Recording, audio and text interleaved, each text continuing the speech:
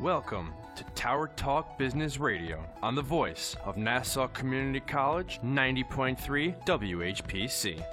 Tower Talk Business Radio brings you conversations with the top business minds on Long Island and around the nation, including expert consultants and small business owners who have found success, but are also willing to share their top tips, failures, and give gritty, matter-of-fact advice based on their first-hand experience. And now, let's get down to business with Tower Talk Business Radio, powered by the Nassau Community College Foundation. Hello and welcome to Tower Talk Business Radio, powered by the Nassau Community College Foundation. My name is Ray Schwetz, AVP of Business Services at NEFCU, with Denisha Boston Hill, the CEO of Keeper of the Brand, Marketing and Digital Agency. And we're focused on bringing you the premier resources for business and entrepreneurship. Ray and I bring you weekly advice, tips, tools, and services that will help you grow your business. Plus, we interview top business and leaders in the industry today. So, Ray, let's talk success. Yes. Did you know, well, why do I even ask that? You're Mr. Incredible, so I know you know everything. But according to Zig Ziglar, every sale has 5 obstacles. No need, no money, no hurry, no desire, no trust. Oh, my goodness. I've learned the entrepreneur mindset that overcomes these obstacles is the mantra that I've been listening to over and over again in the last couple of months, that people do business with people they love, people they know, people they like, and most importantly, people that they trust. Ray, what is your sales mantra? Share with me today. Well, let me get into my zen here. Okay, so my sales mantra. My sales mantra is that, look, to really be a sales superhero, you have to keep in mind who's the person that's in front of you. What is it that they need?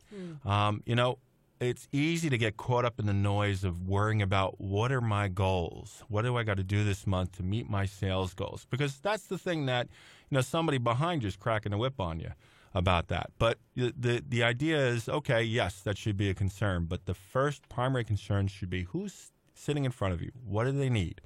Is it something you offer? Is it something that you have a resource to offer? Those are the things that I focus on, and that would be my sales mantra. Thanks for sharing. You know everything. Well, now I wish. Yeah, you got to talk to my wife about that one. I don't think. But anyway, so now helping to provide us with business empowerment today is our guest, the very dynamic Jeff Goldberg. Jeff is president and lead sales trainer at Jeff Goldberg and Associates. Jeff is an award-winning sales professional with over 4 decades of sales management, training, and coaching experience. I don't know, 4 decades, huh? You look pretty good. Jeff has had the opportunity to teach, coach, mentor, and speak internationally in front of tens of thousands of sales professionals. Well, then the two of us should be okay. He has trained clients such as State Farm, Aramark, Siemens, Newsday, Cisco, Citibank, and Cablevision.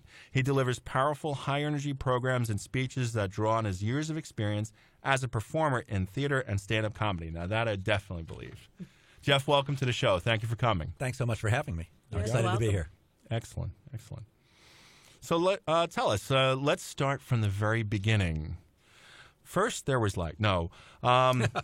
what was your very first job, and how did it prepare you for what you do now? Well, if we're talking about my very first job, Yes. I delivered dry cleaning on my bicycle, and I'm not quite sure that it prepared me for this job, although if I had to think about it, one of the things I did learn was that having a good attitude, smiling, being pleasant to people, actually being friendly, increased my tips. So I think that's part of selling, too. People want to do business. You said it, Denisha. People want to do business with people that they both like and trust. So certainly that prepared me by helping me learn that you've got to be likable. Nobody wants to see a frowny face. Absolutely. Agreed. Definitely a smile goes a long way. It does. Now, talking about first impressions. When you and I first met, I always talk about that first meeting just because it was such an impression on me. For what you do, how important is the first impression? How quickly do we make that first impression? Oh, I think first impressions are crucial.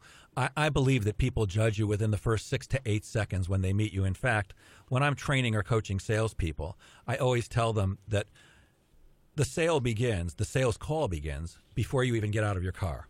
You should be doing whatever you need to do to get ready, both physically and mentally. Make sure, in my case, whatever little hair I have left is combed over properly. I hear you. We go to the same barber, so I understand. My tie is centered, but also you want to prepare mentally. But you never know who's looking out their window and whether they can see you. So you should get out confidently, hold your chest up high, walk with confidence, because once you do walk in that door, it becomes the smile, the handshake, and people are judging you before you even open your mouth. So I suggest that first impressions are crucial.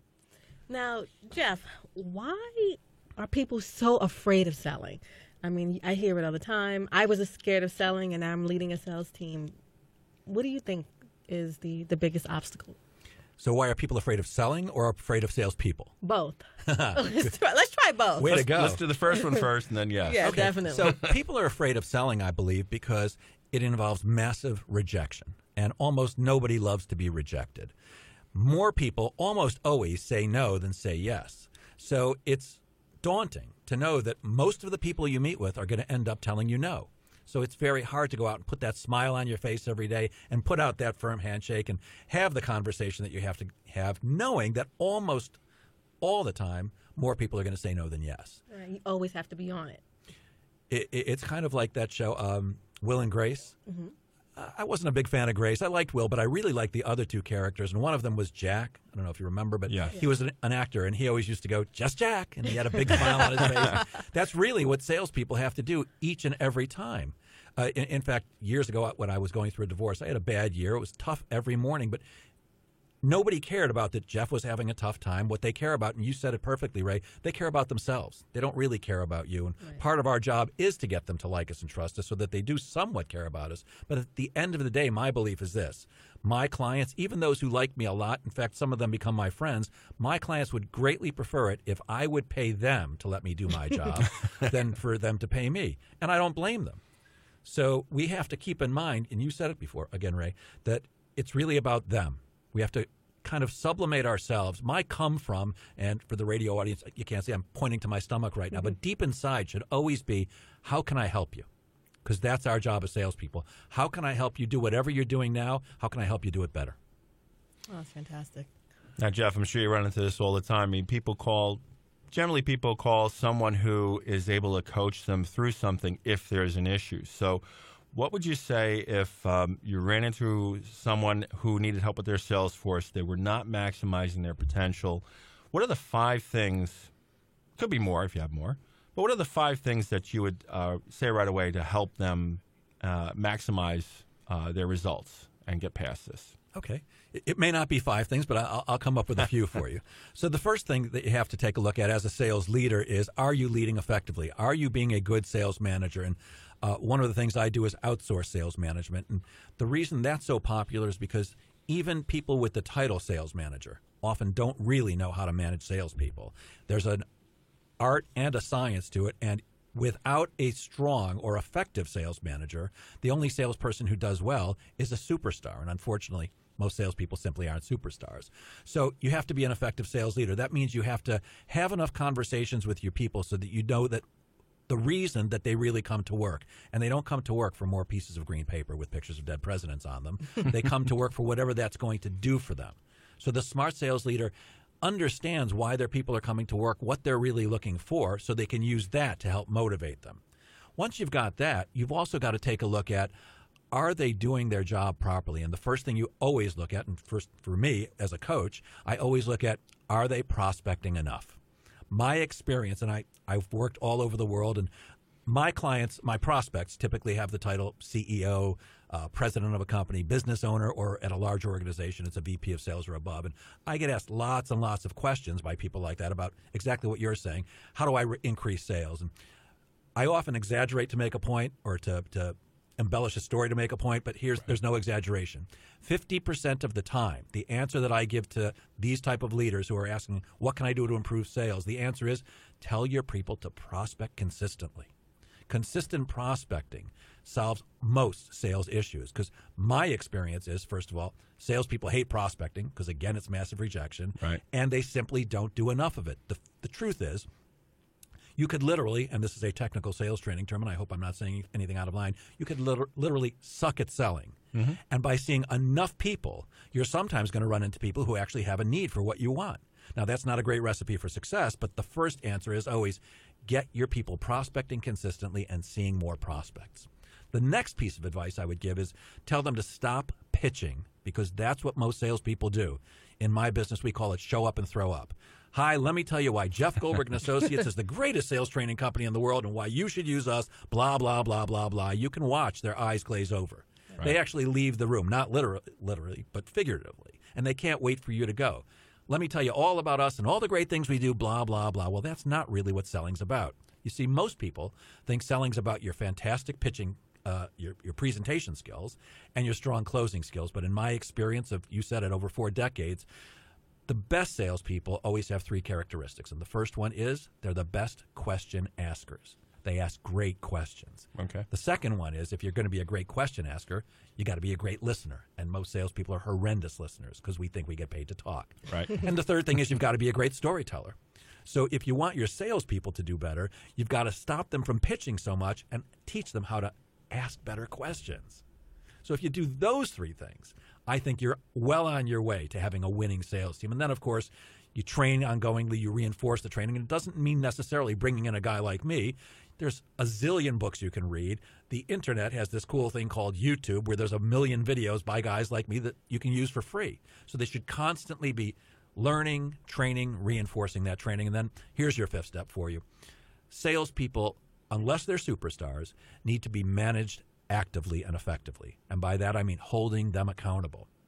You've got to, especially when it comes to prospecting, get them to make promises to you on what they'll do in a given time period, a week, 2 weeks, whatever it is, and then hold them accountable to that. And the reason, this is one of the things I do with my coaching clients, and I think every sales manager should do.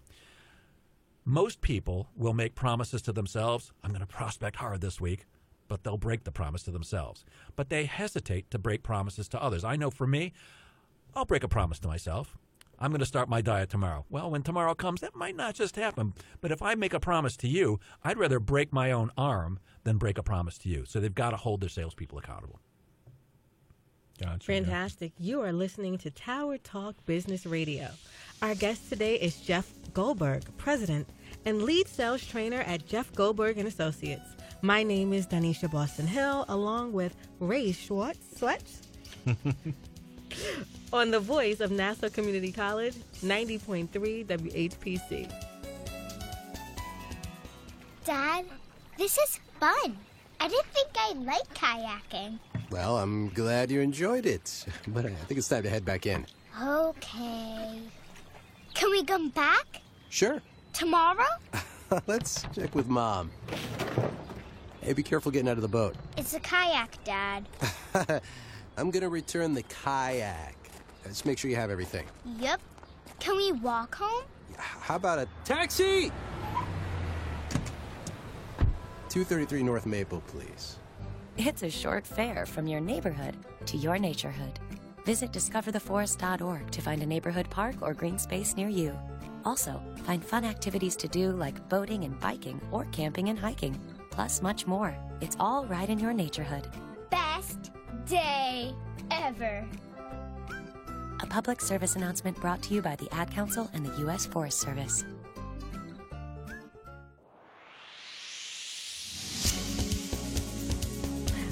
Welcome back to Tower Talk Business Radio, powered by the Nassau Community College Foundation, on the voice of Nassau Community College, 90.3 WHPC.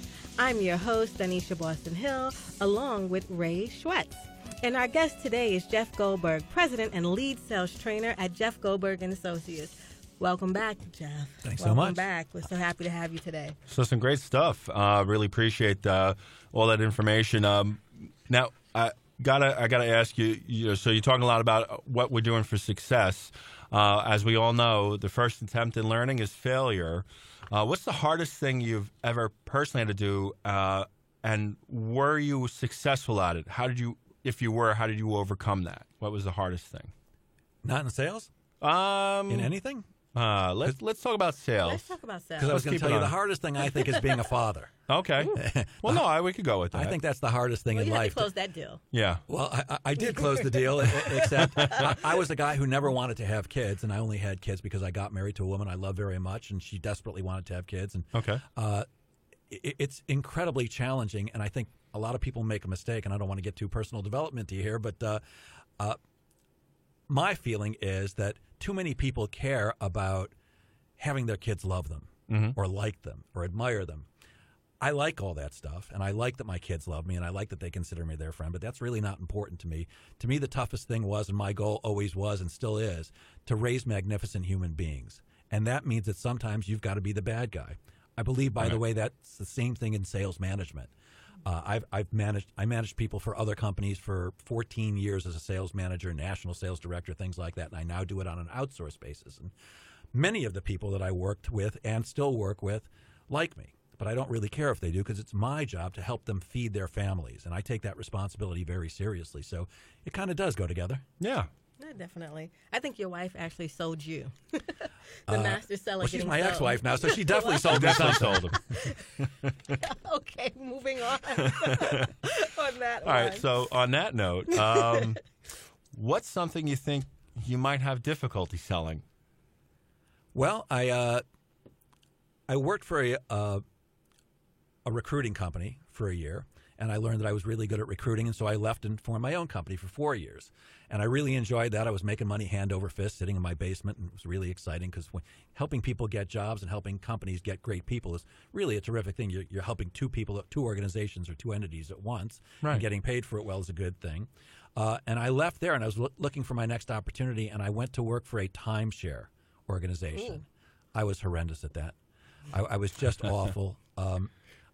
I loved what they were offering, but I wasn't really good at pressuring people. And this was you take people on a tour for an hour, and boom, $36,000 later. And my belief is that selling is not about talking people into things. Selling is not about convincing, and it's not about persuading, and it's certainly not about pressuring. Now, even more than when I tried that. So I was horrendous at that because I didn't want to do that kind of thing. And after 2 months, I realized I was just in the wrong spot. And interestingly enough, leaving there created the opportunity for me to go to work for one of the largest sales training companies in the U.S., and that's where I learned how to do what I do now. So everything happens for a reason. Sounds like soft sell is king. Yes, I would agree. Yeah, one door closes, the other one opens, and I would agree that you're preaching to the choir here. I mean, we're basically in the service industry in each of our disciplines, and I agree. I think it is relationship. I think it is a soft sell. It's not a pressure thing. It's a long-term thing. Yeah, the truth is that, look, I've got 43 years of sales experience, and I'm so good at selling that I teach other people how to sell for a living.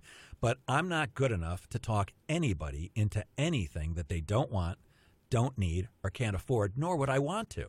Right. My goal is to have conversations with enough people and enough organizations that some of them, at the end of the process, will choose to do business with me. That's the way I like to do it, and that's certainly the way I teach it. Now, that doesn't mean I don't do everything I can to help people to come to the right decision, but at the end of the day, especially right now with so much information easily available on the Internet, what can I possibly do to talk you into something that you don't want, don't need, or can't afford, unless I'm willing to lie, cheat, or steal, which I'm not. Excellent. Now, I know you're a great salesperson. Who would you consider a salesperson that either you look up to or someone that you know who's a good one, present company excluded, of course, because we don't want you to be biased. Now I really have to think. All right. Who would you admire? Who would you say or maybe you don't admire them necessarily. Maybe it's just a person who's very good at selling. Yeah, there's certainly a guy I have in mind, and he's my mentor. I met him at the training company I just told you about. He was the lead sales trainer there, and he kind of took me under his wing. In fact, when I first went to work for the company, actually before I went to work for the company, I said, I really need to know a little bit more about what you do because I don't understand it.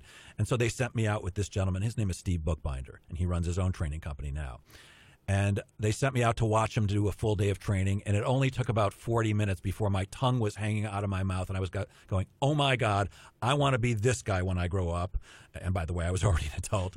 I want to be this guy. I want to do what this guy is doing because he's having a great time. The people who he's speaking with are having a great time because even though I've got a background in stand-up comedy, he actually was a real stand-up comedian for 6 years. So he's very funny, incredibly intelligent, and he has a way of communicating with people when he's selling that's simply a conversation, which is why my sales skills course is called Conversational Selling Skills. It's just about having a conversation. And it was an amazing eye-opener the first time that I went on a sales call with him because I was used to pitch, just like I talked about before that you're not supposed to do.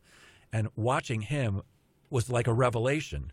And so I've modeled myself after Steve. And I still call Steve when I'm in a selling situation where I need a second opinion. And I'm honored that he sometimes calls me for the same thing. He actually calls me more for a dose of attitude. He'll just call me up from, Jeff, I'm in London right now, but I need a dose of Jeff, so I'll give him a pick-me-up. But he's the guy. He's my go-to guy when I'm stumped. That's awesome. All right, you are listening to Tower Talk Business Radio on the voice of Nassau Community College 90.3 WHPC. My name is Ray Schwetz, along with Denisha Boston Hill, and today our guest is Jeff Goldberg, President and Lead Sales Trainer at Jeff Goldberg & Associates. Now, Jeff, a magician does not reveal his tricks. However, I was curious, conversational selling. So what are the elements, if you can tell us without giving things away, what are the elements of a successful sales conversation? Yeah, that's great. So I don't teach tricks, Ray. I really don't. I don't believe in tricks. Tricks implies that you're smoke and mirrors. Yeah, and right. It That's really true. is all about just having a conversation. So, but there are certainly tips and tools and techniques that I share with people that tend to make them more successful. So the elements of a great conversation or a great sales process are certainly the first step is always you've got to establish rapport with people. You can't, even though that's not what the prospect wants or what the salesperson wants, both sides just want to get down to business. Let me tell you what I got. If you want it, let's buy it and move on. Except that doesn't work because, Denisha, you said it up front, people buy from people they like and trust. So I've got to get you to start to like me and start to trust me. And I have a certain technique that I do teach salespeople on how to do that. Once you've moved past that, you now have to go into the most important part of the sales process, which is the questioning phase. But in order to make it conversational, see, my whole goal is I want to ask you a bunch of questions that are going to tell me what I need to know in order to help you. Right. But if I just fire a bunch of questions, it becomes an interrogation and people shut down. You can read their body language. You can see it on their face. They don't want you to ask so many questions. So I teach salespeople to use something called softeners. And a softener is a word or a phrase that you'll put before a question to soften the question and make it more conversational. For example, a softener would be, by the way, incidentally, out of curiosity, I'm just curious. So I put a softener before almost every question. And the other thing that makes it conversational is your tone of voice. Right. You get a salesperson who's monotone, the people, they tune out. It's like dead air. It's like white noise. So you have to use your body language. You have to look people in the eye because people think you're not trustworthy unless you look them in the eye. Right. And you use the conversational tactic of using softeners and truly being interested in the answers to their questions. A lot of the time when I'm riding in the field with salespeople, observing them and coaching them, I find that they're just asking the questions to check off a box. Right. But you should only be asking questions that you really want to know the answers to. From there, once you've got all your information, you simply confirm that the information you think you got is correct. Then and only then can you give your presentation based on the knowledge that you've received if you've actually got what they want. By the way, if not, you should be man or woman enough to say, you know what? I'm not the right person for you, but let me introduce you to somebody else who is absolutely right for you. So I carry the phone numbers of two of my nearest competitors, both of who I know you know, Ray. And I've made recommendations on occasion to both of them when I don't think I'm the right person for the person that I'm with. After that, it's negotiating, closing, objections, rebuttals. It's all the same. But it's that conversational and easygoing nature of it that really relaxes people and turns you from a salesperson into a trusted advisor. Now, is there one type of personality, and I know you probably met every single type of salesperson under the sun. Is it a command personality or a driven personality? What would you say would be like makes the recipe for the top seller? Well, I can tell you what I look for when I'm recruiting, and I do that for many of the firms I work with. There are skills that I can teach. Like I can teach anybody how to sell, but what I can't teach you to do is be competitive. I can't teach you to be friendly. I can teach you some techniques to make you sound friendlier, but if you don't really care about people and you're not friendly, I can't teach you that. I can't teach you how to want to win. I can't teach you how to want to make a lot of money. I can't teach you how to be articulate. I can't teach you how to be assertive. All those are characteristics that tend to make a salesperson more successful. It doesn't mean if you don't have them that you can't succeed in sales, but you're far more likely to if you do. Gotcha. One of the things we don't want, though, for sure, I don't want aggressive salespeople. Nobody likes aggression. Assertive, yes. Aggressive, no. Is scary. Yeah. Yeah, I think being genuine, and I think you hit on that, I think that's huge. That's something you can't teach. Be yourself, yeah. Now, I know me as a salesperson, I prefer the face-to-face. I prefer meeting with somebody because then you can read them, you can understand what it is that they need, what it is you can help them with. For a lot of us now, we're faced with social media, and we're faced with technology.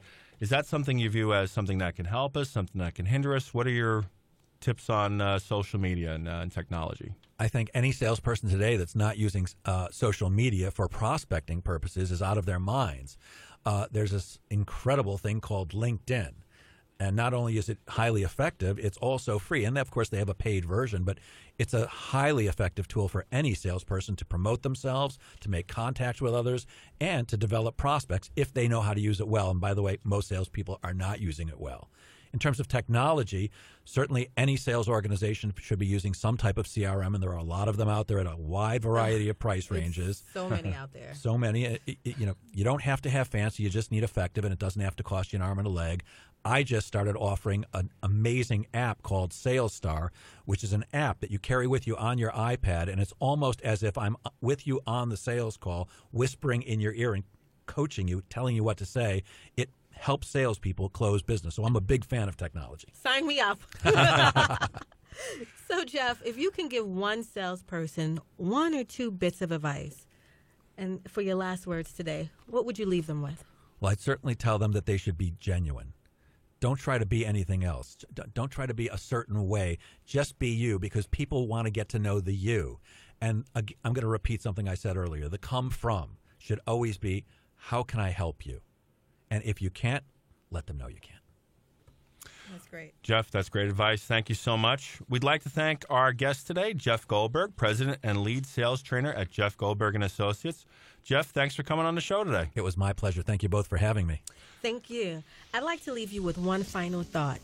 From Chris Grosser, opportunities don't happen. You create them.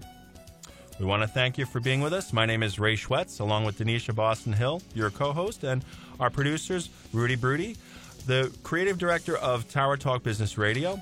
This is the Nassau Community College Foundation Business Leader Council production. Visit ncc.edu/WHPC for more information. Available as a podcast on iTunes, Android Podcasts, and Spreaker.